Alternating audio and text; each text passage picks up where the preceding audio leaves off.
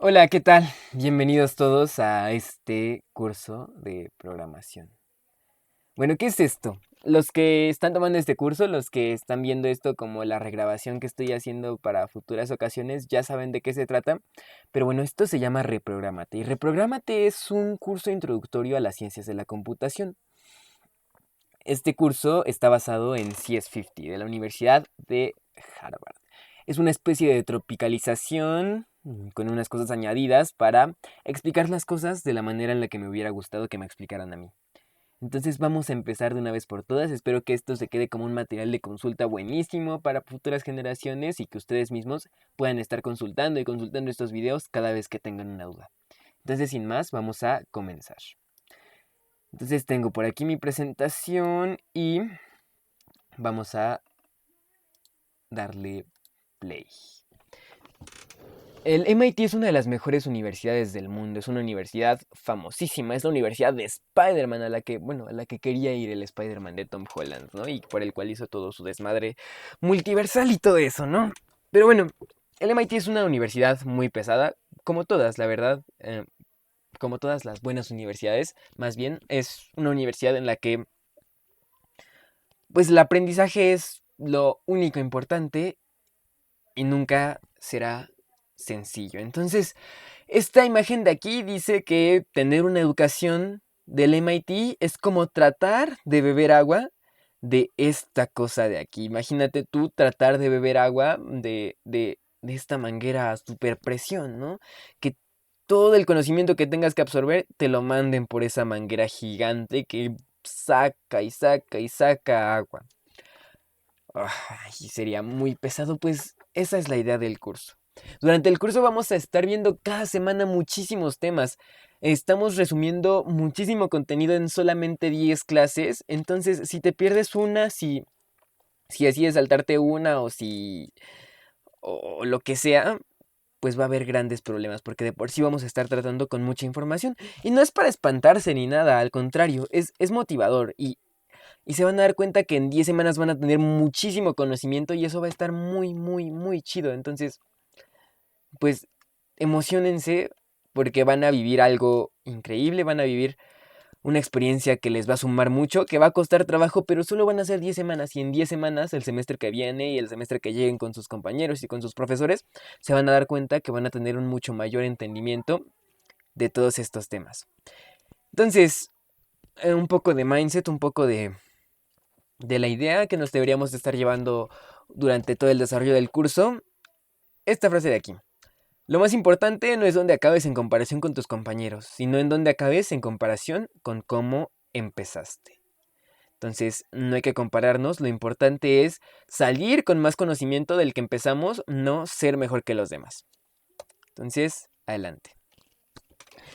Ciencias de la computación.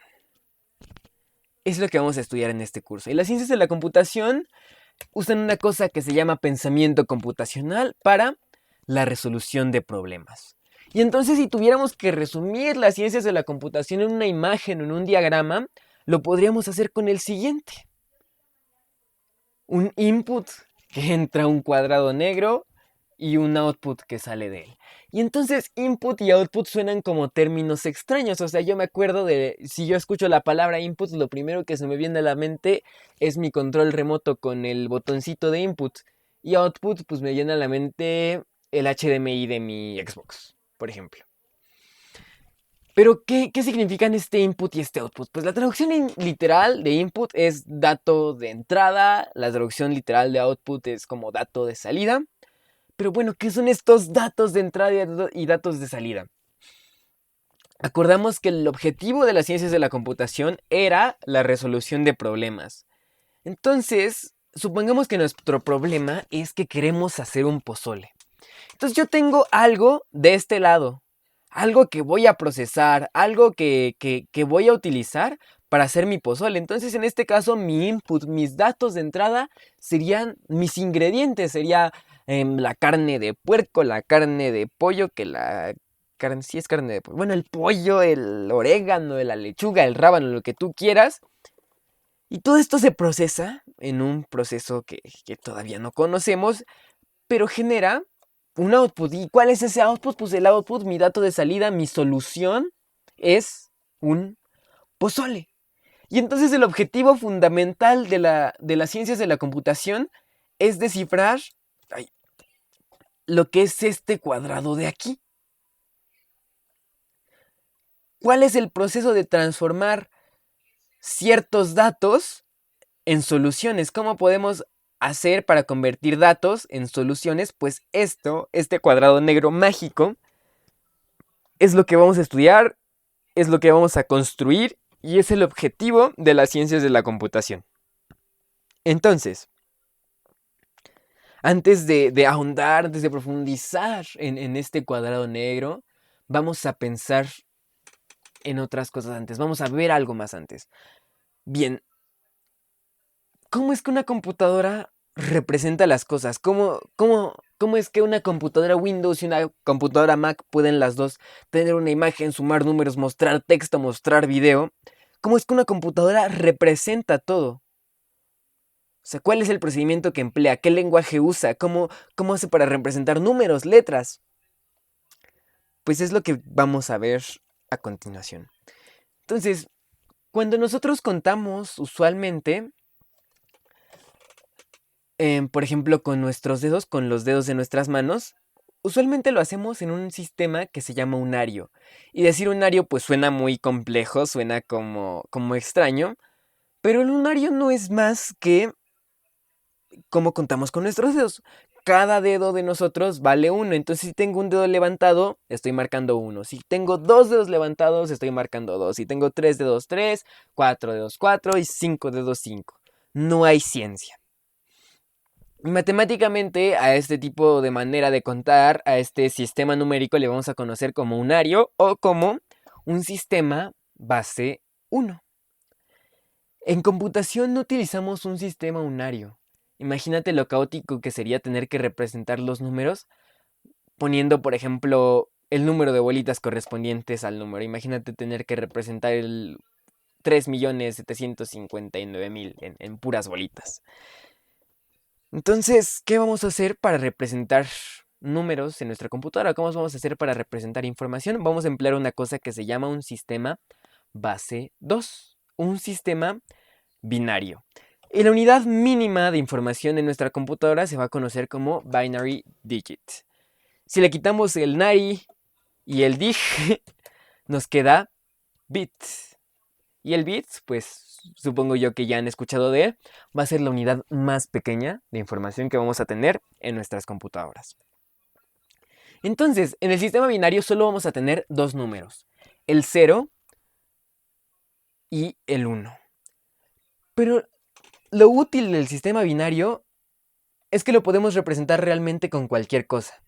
Imagínate tú, por ejemplo, que representamos el binario como el 0 siendo un foco apagado y el 1 siendo un foco encendido. O el 1 siendo mis manos levantadas y el 2 siendo... Perdón, o el 1 siendo mis manos levantadas y el 0 siendo mis manos abajo. Pues esto es útil porque entonces puedo utilizar el paso de la electricidad para representar ceros y unos. ¿No lo creen? Pero bueno, vamos a ver cómo contamos en binario. Vamos a ver cómo podemos representar los números que utilizamos día a día en binario. Entonces imaginémonos por un momento que somos generales de un pequeño escuadrón militar. Un escuadrón pequeño de unas 7 personas. Bueno, pues resulta que estoy en la base enemiga. Acabo de vencer a todos, pero pues obviamente tuve bajas y tengo que enviar un mensaje a mi base aliada utilizando solamente 3 focos. Y con 3 focos le tengo que decir a la base aliada cuántos sobrevivientes me quedaron. De los 7 que tenía, cuántos quedaron. Entonces pues yo podría hacer lo sencillo, ¿no? Podría decir, ok, 0 focos encendidos significa que nadie sobrevivió. Un foco encendido que una persona, 2 focos que 2 personas y 3 focos que 3 personas. Pero sorpresa, me quedaron vivos 5 personas y solo estoy siendo capaz de mandar que sobrevivimos 3. Entonces, ¿qué puedo hacer para solucionar este problema? ¿Cuál sería otra manera de abordar este problema en particular, pues empleando el binario. Entonces imaginémonos que universalmente tenemos un acuerdo en el cual pues todos los focos apagados significa que hubo 0 sobrevivientes, porque pues para empezar ni fuimos capaces de prenderlos, entonces si ni los pudimos prender, pues obvio, no quedó nadie con vida. Y vamos a pensar que como en el lunario, este primer foco encendido va a valer 1. Pero vamos a cambiar un poquito el switch y vamos a tratar de hacer patrones con estos focos. Entonces, sí, estoy grabando. Bueno, perdón por la interrupción, tuvimos unas dificultades técnicas y parece que voy a tener que poner otra interrupción. Ja, ja, ja. Denme un momento más. Ok, ahora sí. Entonces, hablábamos de que queremos enviar un mensaje de cuántas tropas vivas nos quedan. Entonces, ok, quedamos que esto, tal como hace rato, va a representar 1. Pero ¿cómo podemos representar el 2? ¿Y qué tal si en lugar de encender 2 focos, pensamos en crear una especie de patrón en el cual si yo dejo prendido solamente el segundo foco, esto valga 2? Y entonces si este primer foco encendido vale 1 y este segundo foco vale 2, entonces los 2 focos encendidos, ¿cuánto van a valer? No tengo audiencia, pero 3. Van a valer 3, ¿no? La suma de 2 y 1. Y entonces el siguiente foco encendido va a valer 4. Entonces si este vale 4 y el primer foco valía 1, la suma es 5. Y le agrego un 2, tengo 6. Le agrego un 2 más 1 y tengo 7. Entonces ahora sí puedo mandar un mensaje a la tripulación, yo pues al comando aliado y decirle que fuimos victoriosos y quedamos 7 sobrevivientes, empleando el sistema binario. Pero entonces, bueno, vamos a entenderlo un poco matemáticamente hablando para que sea fácil de entender a posteriori. Entonces, usualmente nosotros en nuestra vida cotidiana utilizamos un sistema base 10, un sistema que emplea 10 números. Entonces usamos 0, 1, 2, 3, 4, 5, 6, 7, 8, 9. Es un sistema base 10 porque emplea 10 números. El de hace rato era un sistema base 2 porque era binario, empleaba 2 números. El nuestro emplea 10. Es un sistema que se le conoce como decimal. Y entonces, por ejemplo, ¿qué número es este? Pues con solo verlo nosotros ya sabemos que es el 123. ¿Pero por qué es el 123? Pues internamente, y teníamos estos ejercicios en la primaria en los cuales nosotros teníamos de que decir, ok, ¿cuántas unidades son? ¿Y cuántas decenas? ¿Y cuántas centenas? Pues en nuestra cabeza de cierta manera estamos haciendo operaciones matemáticas, estamos asignando a cada posición pues, sus valores correspondientes de 1, de 10 y de 100. Y los multiplicamos, 100 por 1, 10 por 2 y 1 por 3. Y la suma de esto, pues nos va a dar 123.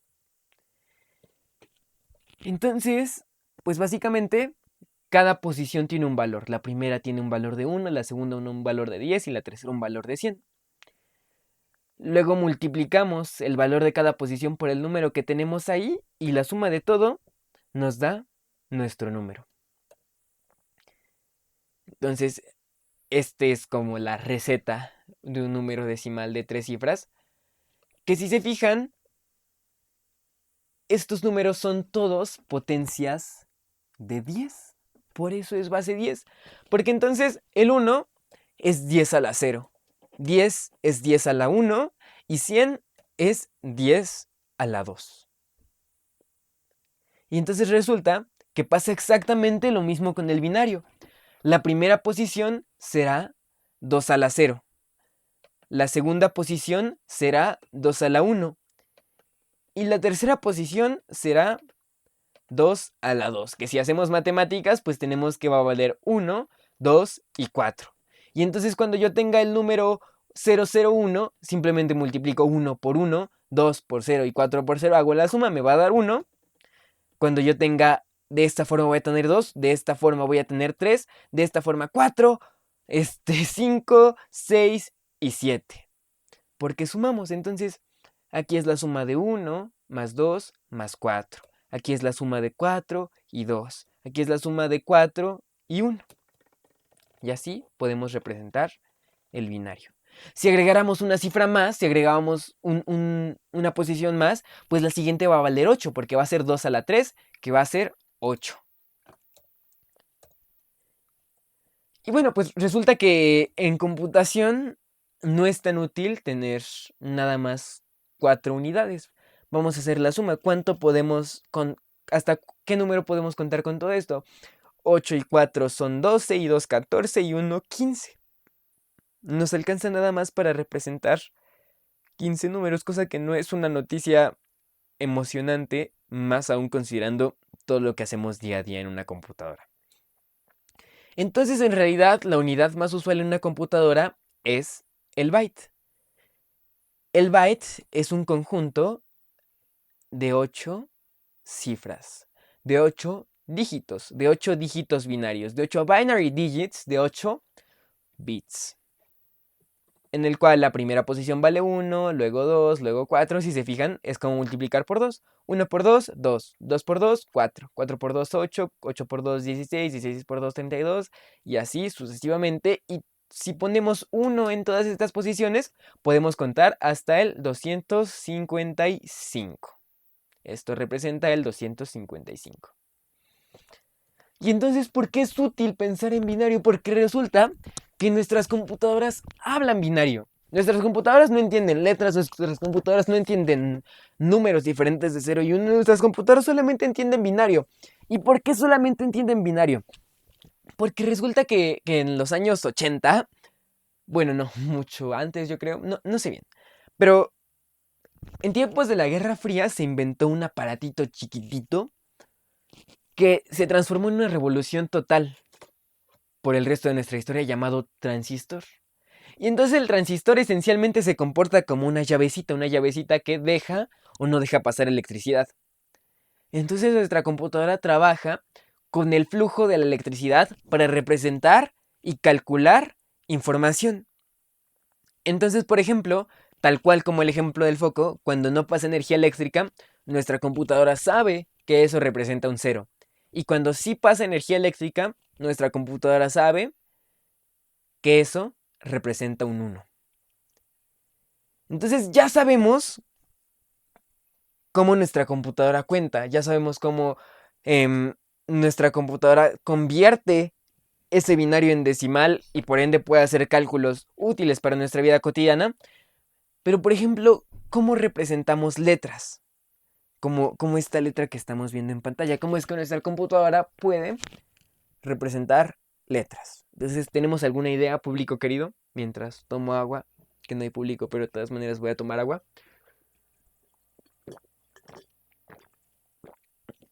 Pues bueno,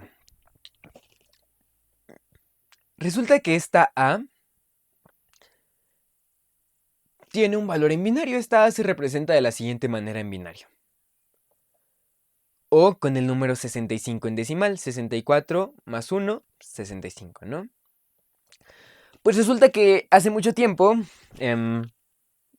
varios de ingenieros y científicos se pusieron de acuerdo para crear un sistema en el cual nosotros representáramos cada letra con una cifra, con un número. Entonces, por ejemplo, la A, acordamos universalmente, la A mayúscula más bien, acordamos universalmente que sea representada con el número 65, la B mayúscula con el 66, la C con el 67 y así sucesivamente. Y entonces a esto le vamos a llamar código ASCII, una especie de tratado universal para decir qué número le corresponde a cada letra. Entonces tenemos esta tablita de aquí. Entonces el ASCII asigna un valor numérico a cada letra o a cada carácter del idioma inglés. Entonces, por ejemplo, la A, tal y como lo vimos hace un momento, es representada por el número 65. la B por el 66, la C por el 67, todas mayúsculas. La minúscula, por ejemplo, se representa con el 97, la Z minúscula con el 122. Y tenemos además muchos otros caracteres.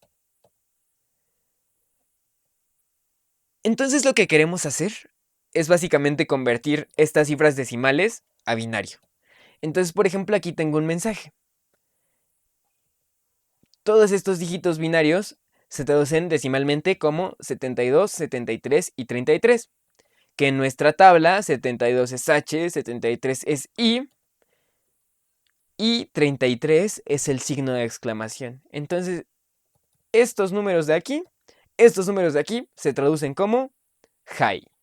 Bueno, high con signo de exclamación. Entonces sería como high. Muy, muy efusivamente. Bueno, pues resulta que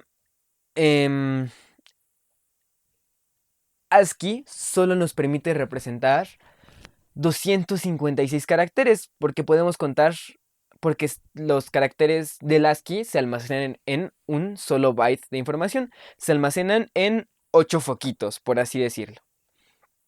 Y con 8 foquitos, hace rato dijimos que solo podemos contar hasta el 255, del 0 al 255, es decir, tenemos 256 combinaciones, por lo tanto, pues solo podemos representar 256 caracteres. Y obviamente esto es un problema, porque recordemos, ASCII es American Standard Code for algo. Pero pues es American, y American, ya sabemos que América es todo el continente, pero para, para Estados Unidos y para el resto del mundo, América es Estados Unidos. Y con ASCII solo podemos representar letras y números que se utilicen en Estados Unidos. Y pues es un problema, ¿no? Porque ¿qué pasa con el resto de caracteres que no se utilizan en Estados Unidos? Por ejemplo, todas esas variantes de la A. La A con acentos, demonios, la ñ también, ¿no? ¿Cómo podemos representar todas esas cosas si el sistema ASCII solo está optimizado para trabajar con lo que se utiliza en Estados Unidos? Pues los estadounidenses están pues a todo dar, ¿no? Se emocionan, ¿no? Pues ellos ya lo tienen resuelto, 255 caracteres y bueno, pa'lante, ¿no? No hay problema. Pero pues el resto del mundo, que no tuvimos el privilegio de haber inventado las primeras computadoras, pues estamos un poco entre la espada y la pared. Pues también los emojis, o sea, ¿cómo? O sea, deja tú la ñ no importa, ¿cómo represento yo emojis? Pues bueno, surgió otra cosa más bien, una alternativa a ASCII, no una alternativa, más bien un ASCII en esteroides que se va a llamar Unicode. Y entonces Unicode va a ser un sistema que no trabaje con un solo byte. Va a trabajar con 4 bytes de información, con 33 cifras binarias que nos alcanzan a representar infinidad de números. Billones de números. Entonces, si podemos representar billones de caracteres, pues ya no hay problema. Entonces, por ejemplo, esta cifra binaria de aquí se traduce en este número de acá, que es interpretado por nuestra computadora como una carita muriendo de risa. Entonces, sí, con Unicode podemos hacer pues prácticamente lo que nos plazca. Y pues en Unicode caben todos los caracteres habidos y por haber de la humanidad. Y si no, pues tú métele más bytes, no hay problema, y queda resuelto. Entonces esto es Unicode. Y bueno, pues sabemos que existen varias variaciones de la carita llorando de risa. Y pues nada, esto es solo como un dato extra. Em, Estos son los emojis más usados. Mientras más grande, más usado. Y pues claramente el emoji muriendo de risa es el más común. Entonces, eso es la manera en la que representamos texto con nuestra computadora. Y entonces nos queda otra cosa más que representar. Ya vimos cómo representamos texto, ya vimos cómo representamos números, cómo es que representamos imágenes. Cómo le decimos a nuestra computadora que actualmente vas a ver un montón de emojis en pantalla. Pues vamos a ver. Pues bien, entonces para representar imágenes vamos a utilizar algo llamado RGB. Y bueno, ¿qué significa RGB? Pues RGB son las siglas en inglés de 3 palabras, de la palabra red, de la palabra green y de la palabra blue, que significan rojo, verde y azul. ¿Y cuál es la magia detrás de esto? Pues resulta que al mezclar ciertas proporciones de rojo, ciertas proporciones de verde y ciertas proporciones de azul, podemos obtener muchísimos colores. Entonces, aprovechándose de esto, nuestra computadora utiliza un sistema llamado RGB. Entonces, por ejemplo, en el RGB, nosotros vamos a asignar un valor a rojo, un valor a verde y un valor a azul. Entonces, por ejemplo, vamos a asignar una proporción de rojo, una proporción de verde y una proporción de azul. Entonces podemos hablar, por ejemplo, de 72, 73 y 33. ¿Qué quiere decir esto? Quiere decir, ok, dame un poco mucho de rojo, un poco mucho de verde y un poquitito de azul, una pizca de azul. La combinación de estos tres me va a dar un color amarillo. Entonces, ¿qué pasa? Que podemos representar cualquier color de esta manera y resulta que nuestra computadora representa las imágenes con píxeles. Si tenemos una imagen, le hacemos zoom, le hacemos aún más zoom, podemos ver que nuestra imagen está en efecto compuesta por pequeños cuadraditos de colores. Cuadraditos que podemos iluminar utilizando RGB. Entonces utilizamos RGB para determinar, por ejemplo, que quiero amarillo en esta imagen. Ah, bueno, entonces si quiero amarillo me vas a dar 72 de rojo, 73 de verde y 33 de azul. En una escala del 0 al 255. Entonces, entre 0 y 255, 72 es un más o menos, 73 también y 33 es poquito. Entonces estoy diciendo dame más o menos de rojo, más o menos de verde, poquito de azul para que me des un color amarillo. Y de esta manera, si nosotros combinamos muchas de estas mezclas de colores en muchísimos píxeles diminutísimos, podemos lograr conseguir una imagen. Y un video, pues un video esencialmente es una secuencia de imágenes a muy alta velocidad. En su mayoría de veces a 60 imágenes por segundo. Entonces, si ya sabemos cómo representar una imagen, pues ya solo es cuestión de poner varias imágenes de manera secuencial, una tras otra, que al estar aceleradas muy rápido van a producir un efecto de video. En específico vamos a estar utilizando por lo general 60 imágenes por segundo. Entonces, una vez visto esto, podemos regresar al objetivo fundamental de las ciencias de la computación, ya que ya sabemos cómo es que funciona nuestra computadora, podemos hablar de una vez por todas de este cuadro negro de aquí. Y entonces este cuadro negro de aquí le voy a poner un nombre, le voy a poner como nombre algoritmo. Este cuadro negro de aquí va a ser algoritmo. Mi solución, más bien la manera en la que voy a resolver mi problema, la voy a conocer como un algoritmo. Y un algoritmo no es más que una secuencia paso a paso de cómo resolver X problema.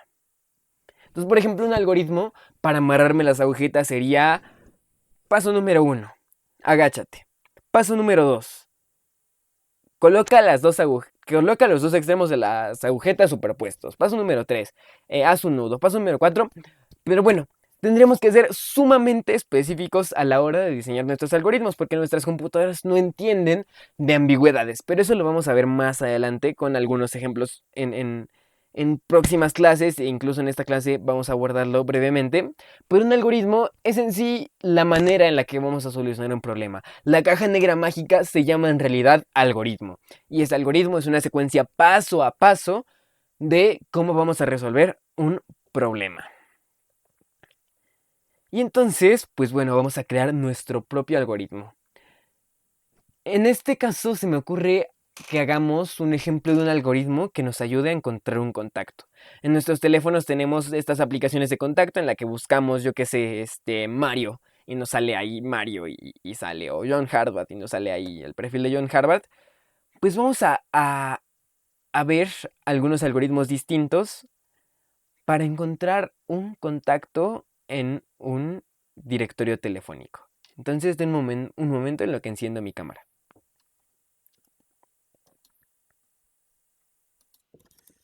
Muy bien, pues imaginemos por un momento que esta libreta de aquí es un directorio telefónico. Entonces imaginamos que esto es un directorio telefónico. Entonces, ¿cuál podría ser una primera manera de resolver el problema? Pues podría yo, por ejemplo, ir página a página y buscar nombre por nombre. Entonces, por ejemplo, si estuviera buscando Carlos, agarro mi directorio y entonces voy, ok, a Anuel, Abdiel, Ángel, Archundia, yo qué sé, 1000 nombres diferentes con A.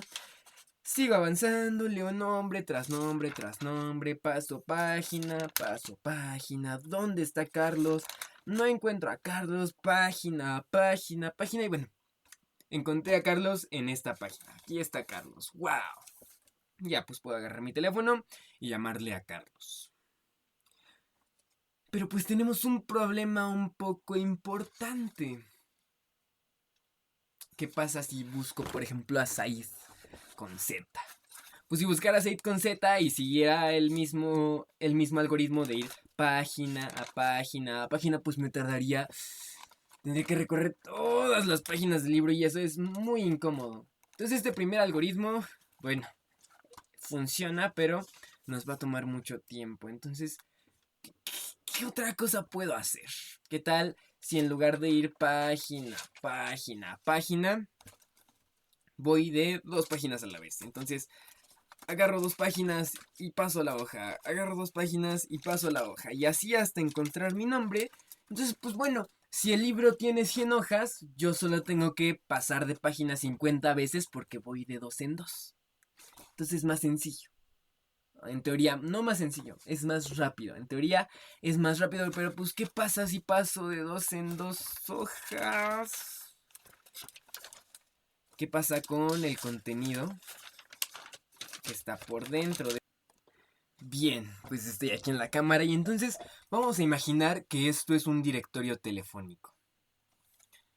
Y en este directorio telefónico pues yo quiero encontrar un algoritmo, una serie de pasos para encontrar un nombre en el directorio. Entonces, por ejemplo, quiero buscar Carlos. Entonces, un primer algoritmo sería, ok, agarra tu libro, abre una hoja y busca en la primera hoja tu nombre. Ok, aquí no está.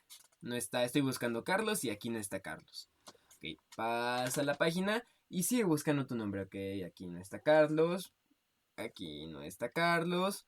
Paso de página y sigue sin estar Carlos. Y sigue sin estar Carlos. Ok.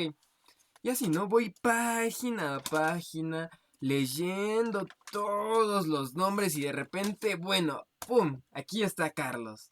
Y ya puedo agarrar mi teléfono y llamarle a Carlos.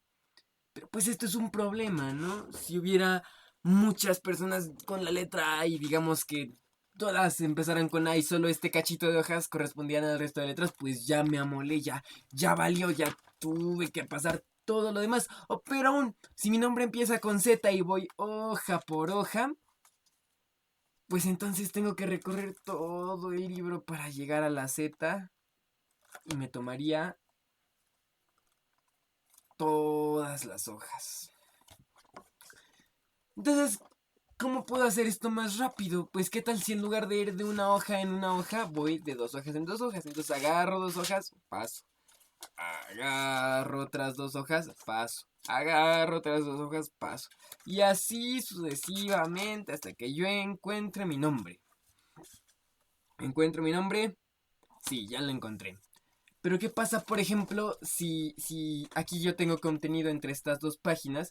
Pero ¿qué pasa si yo paso entre página y página de esta forma? Pues pierdo todo este contenido. Entonces sí, es más rápido.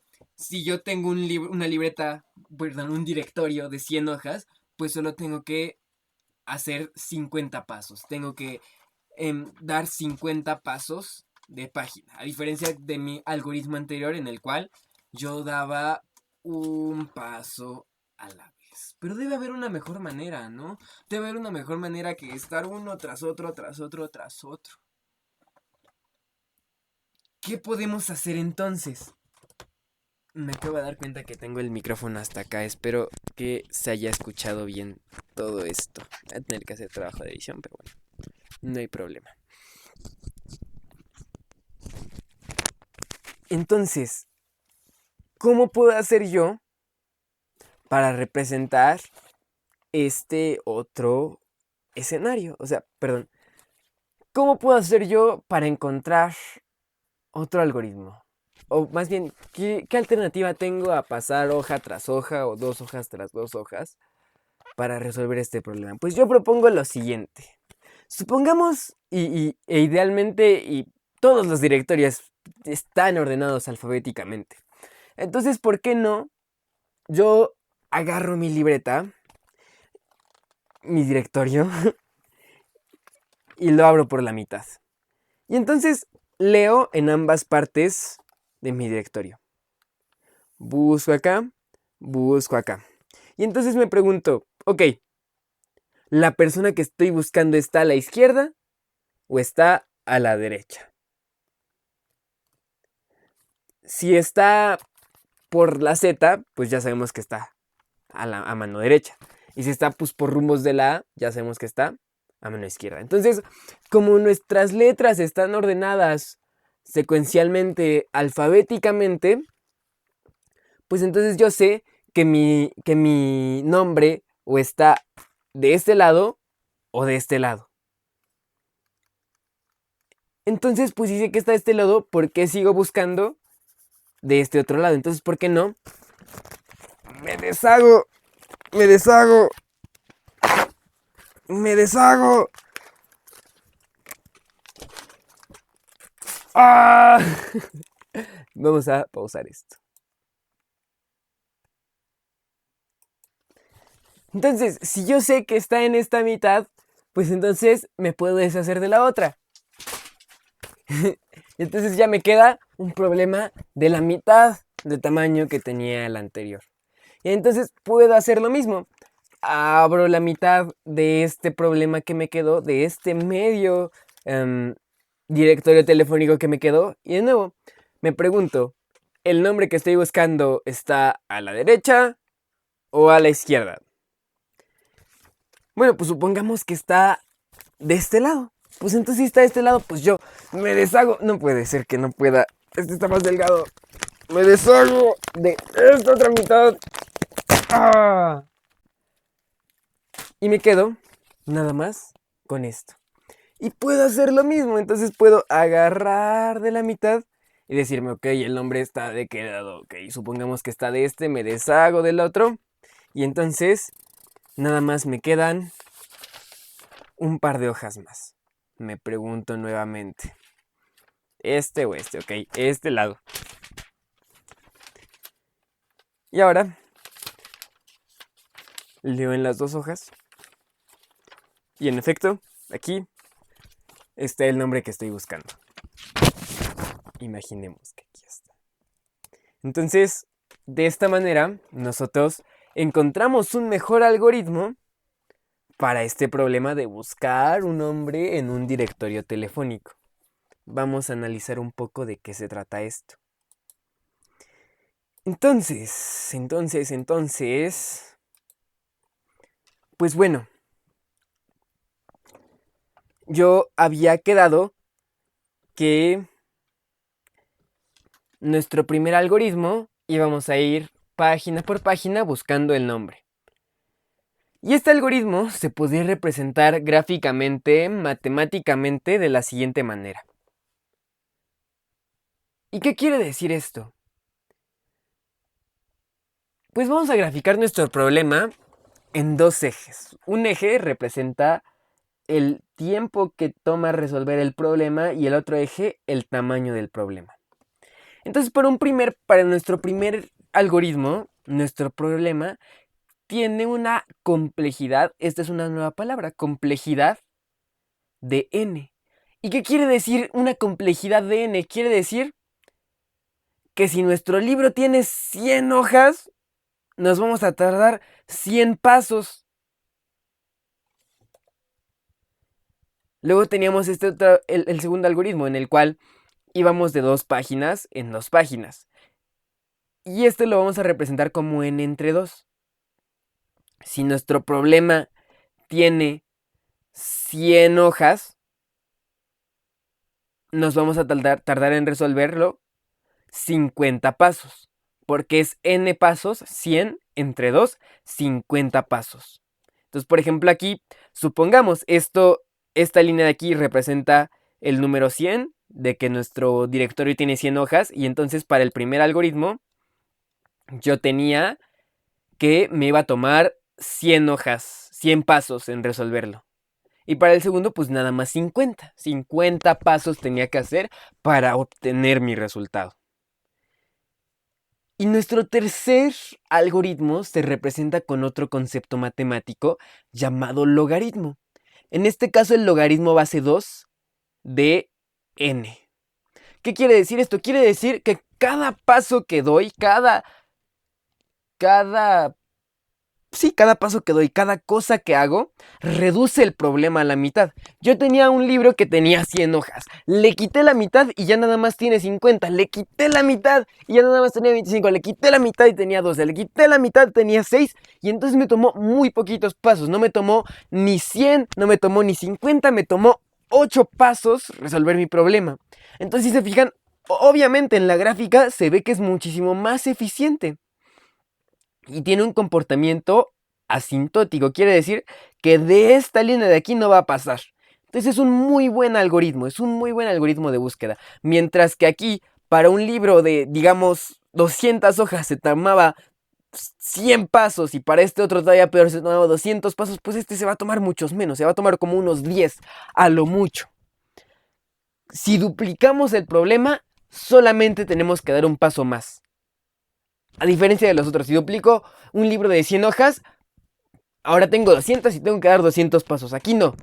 En el logaritmo de base 2 nada más tengo que dar un paso más. Entonces eso es como el santo grial de los algoritmos. Bueno, el santo grial de los algoritmos es otra cosa, pero lo vamos a ver más adelante. Entonces esto es un algoritmo. Y entonces los algoritmos se pueden representar de 1000 maneras diferentes. Los podemos representar platicaditos, sencillos, así como se los dije yo. Lo podemos hacer por escrito, como una secuencia de pasos, como lo que tú quieras. Pero todos estos algoritmos se tienen que traducir a algo que entienda nuestra computadora. Y afortunadamente no lo tenemos que traducir a ceros y unos, pero así a una especie de código, o code en inglés.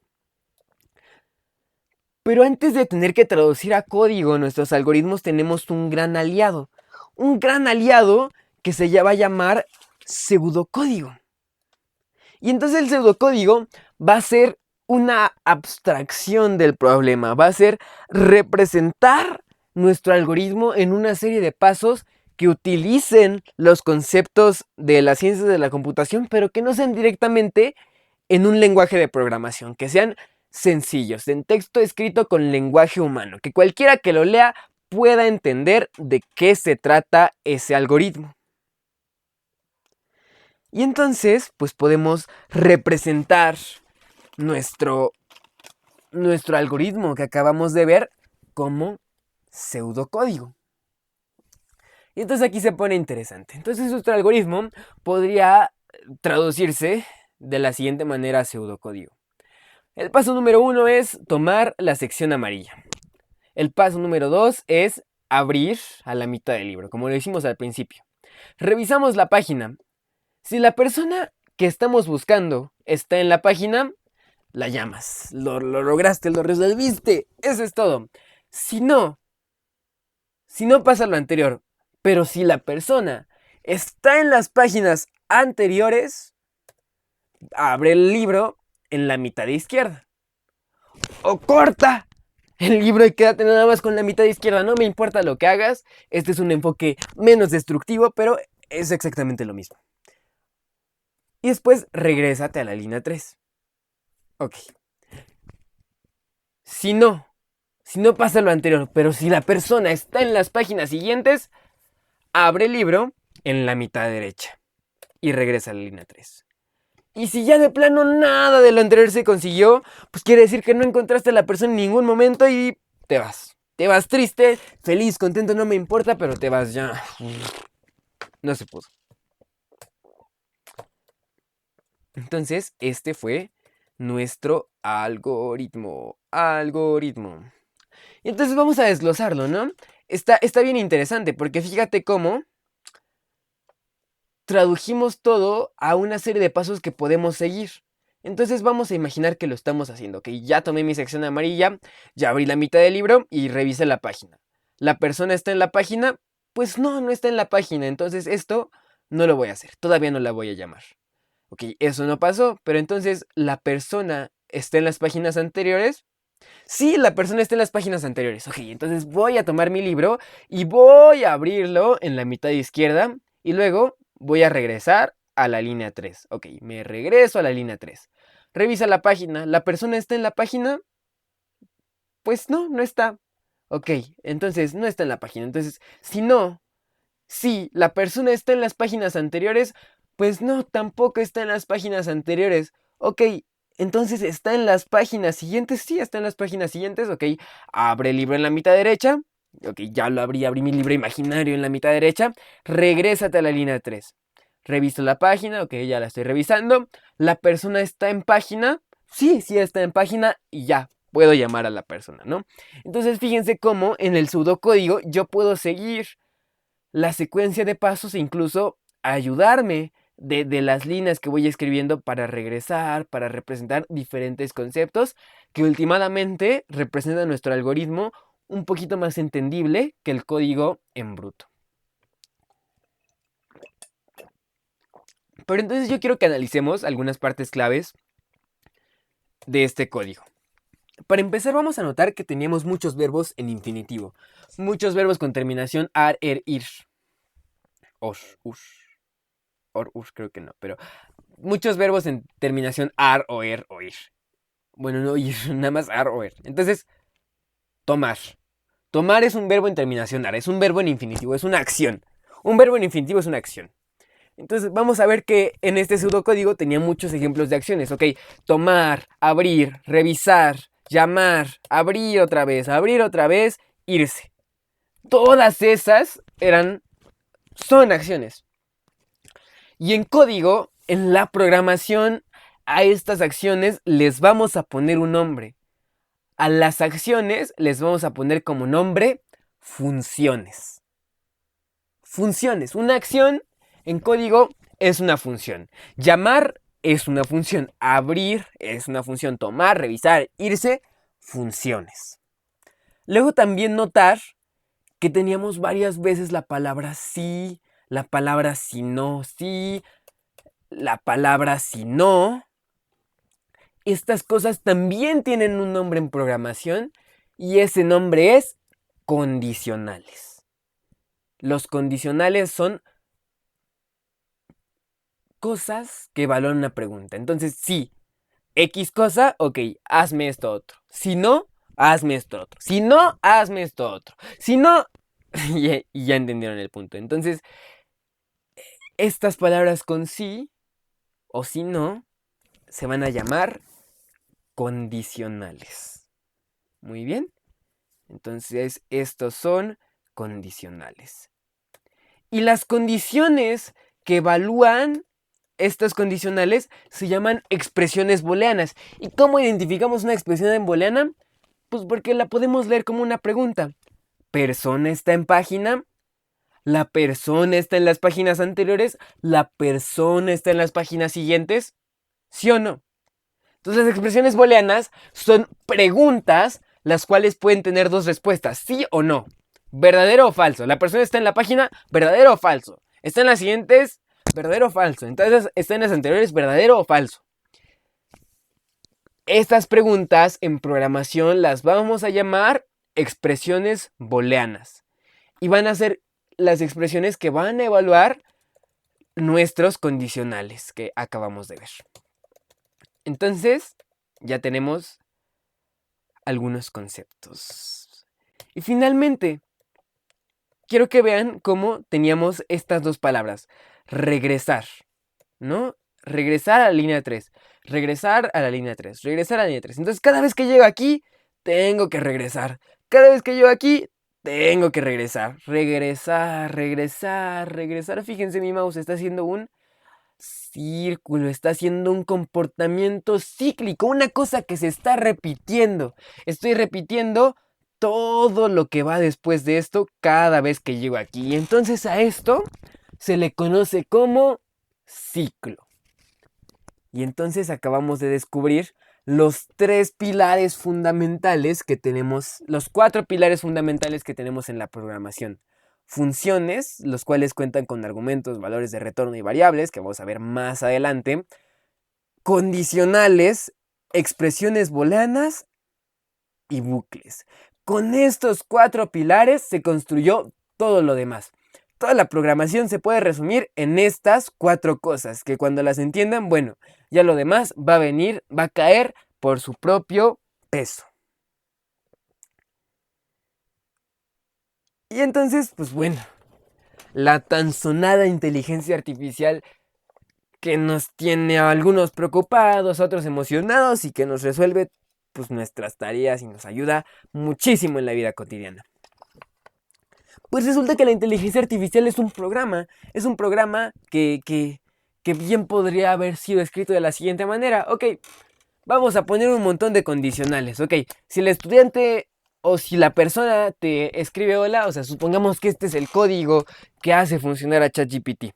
Si el estudiante dice hola, pues tú dile hola a ChatGPT. Pues bueno, lo podemos predecir, ¿no? Ok, si te dice adiós, pues tú también dile adiós, ChatGPT. Ya. Si te pregunta cómo estás, pues dile que bien. Si te pregunta por qué 111 en binario es 7 en decimal, pues tú contéstale algo. Pero entonces imagínate, o sea, tengo que poner una condición para cada posible palabra que se le ocurra decir al estudiante. O sea, ¿qué clase de sistema sería este? O sea, si la inteligencia artificial funcionara así, pues yo tendría que tener a un profeta que sepa las respuestas de absolutamente todo y que sea parte inmortal y que haya vivido desde antes que siquiera se haya gestado el universo y ya haya empezado a escribir todo este programa, pues no es viable, obviamente no es viable.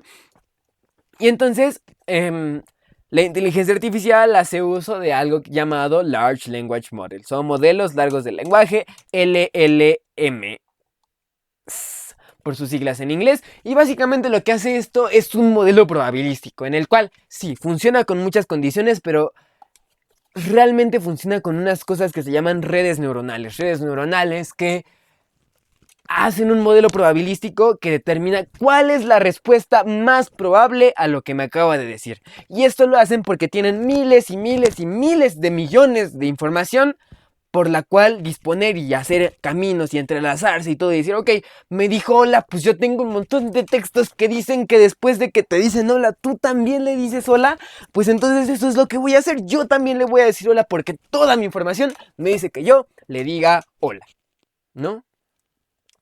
Entonces así funciona la inteligencia artificial. Así funciona la inteligencia artificial. Y todo esto fue nada más para decirles que durante todo este curso tienen prohibido utilizar cualquier inteligencia artificial que no sea la IA propia del curso que se llama CS50.ai, CS50.ai, que es la única inteligencia artificial que van a poder utilizar durante todo el curso. ¿Por qué? Porque la inteligencia artificial francamente puede resolver sin dificultad la mayoría de los problemas que vamos a ver.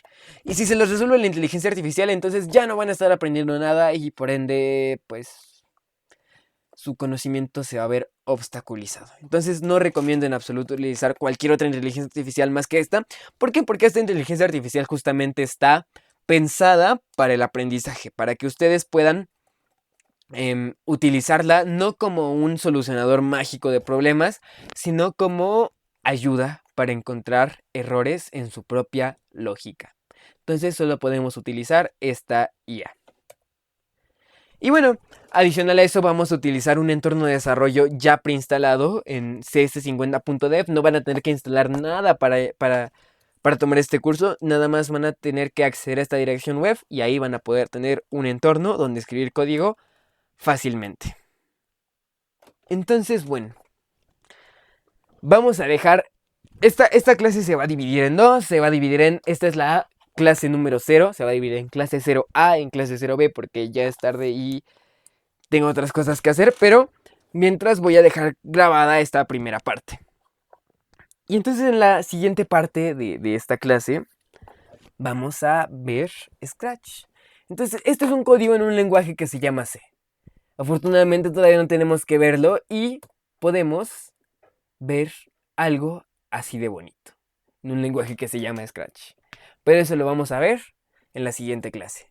Muchas gracias por ver. Mi nombre es Carlos Parrilla y nos vemos en la siguiente parte de Reprográmate Semana 0. Y bueno, si los demás, mis alumnos que están viendo el curso, están viendo esto, pues sepan que ya esta semana va a quedar grabado absolutamente todo lo que tenía pendiente. Y el sábado nos vamos a ver para continuar con nuestra clase número 4. Entonces, esto es todo por hoy. Muchas gracias por ver. Nos vemos muy pronto.